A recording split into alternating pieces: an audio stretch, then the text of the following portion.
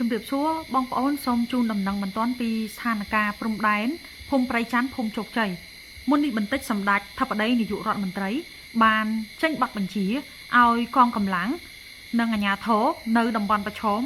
ធ្វើយ៉ាងណាការពារអាយុជីវិតប្រជាជននៅទីនោះឲ្យបាន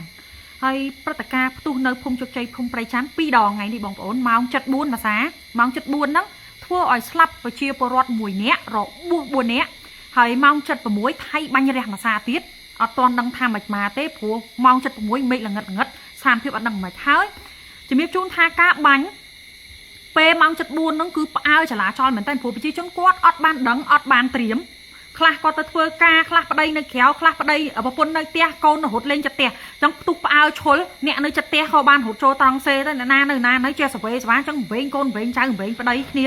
ពេញនឹងចលាចលផ្អើលឈុលពេញនឹងម៉ោង 4 ហ្នឹងចិត្តដល់ម៉ោងបាយទៀតអញ្ចឹងគាត់នៅពួននៅក្នុងត្រង់សេគឺអត់បានបាយអត់បានទឹកអីទេបងប្អូនហើយម៉ោង 6 ផ្ទុំសាទៀតគឺគាត់អត់ហ៊ានចេញទៅណាតែម្ដងហើយអាជ្ញាធរបានកំពុងតែធ្វើការចម្លៀសបងប្អូនប្រជាជននៅទីនោះហើយប៉ុន្តែភាគច្រើនអ្នកដែលចេញជាស្ត្រីកុមារហើយនិងមនុស្សចាស់បើពូមួយចំនួនគាត់ថាគាត់អត់ចេញទៅណាទេបងប្អូនគាត់នៅចាំផ្ទះគាត់ហើយគាត់នៅស្ម័គ្រស្លាប់រស់ជាមួយនឹងកងកម្លាំងអញ្ចឹងយើងស្ដាប់ហើយយើងរន្ធត់មែនតើហើយមានអ្នកស្លាប់ផងមានអ្នករបួសផងមានអ្នកនៅចាំផ្ទះអ្នកចម្លៀសផងអត់បានត្រៀមវិច្ចប្រវត្តិអីផងគឺមើលទៅស្ថានភាពនឹងចំពុកច្បល់អញ៉ៃមែនតើហើយគាត់ភ័យមែនតើហើយរំលឹកដែរម៉ោង 7:03 ខ្ញុំបានម៉ោង 3 ខ្ញុំបានផុសវីដេអូមួយរឿងពីស្ថានភាពសំយោគដោយសារបងប្អូនដឹងហើយថៃគឺថ្ងៃនឹងចេញ F16 គេចេញហោះសាកល្បងហើយអញ្ចឹងមិញគឺគេចល័តរត់ក្រោះហើយនឹងកំភ្លើងធំមកព្រំដែនទៀតអញ្ចឹងឲ្យចេញ F16 ហ្នឹងមិនស្រួលមិនលេងទេបងប្អូន F16 ហ្នឹង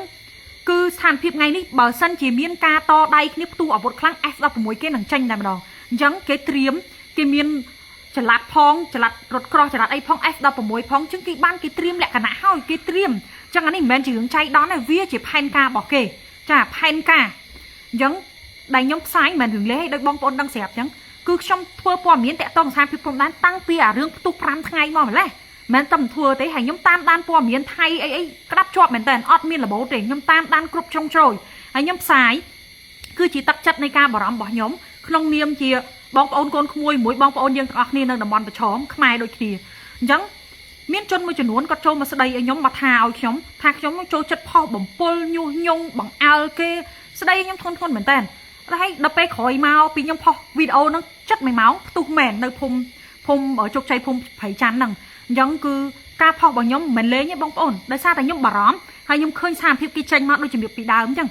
យើងចង់ឲ្យមានការប្រុងប្រយ័ត្នដល់ពេលហើយផ្ទុះមែនបងប្អូនដល់ពេលអញ្ចឹងមិនទៅអ្នកស្លាប់អ្នកអីអញ្ចឹងពេលដែលយើងផ្ដល់ព័ត៌មានផ្ដល់ដំណឹងឲ្យបានលឿនរហ័សគាត់អាចត្រៀមខ្លួនបានអញ្ចឹងខ្ញុំចង់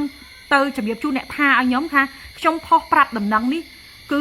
ជាចេតនាចង់ឲ្យបងប្អូនមានការប្រុងប្រយ័ត្នហើយខ្ញុំអត់ចង់ឃើញបងប្អូនគាត់ស្លាប់គាត់របួសគាត់ពិបាកវេទនាអញ្ចឹងទេបើយើងត្រៀមខ្លួនវាជាការល្អចាអញ្ចឹងជូនទៅអ្នកថាឲ្យខ្ញុំផងឲ្យមុននេះបន្តិចក្រសួងការពារជាតិបានចេញ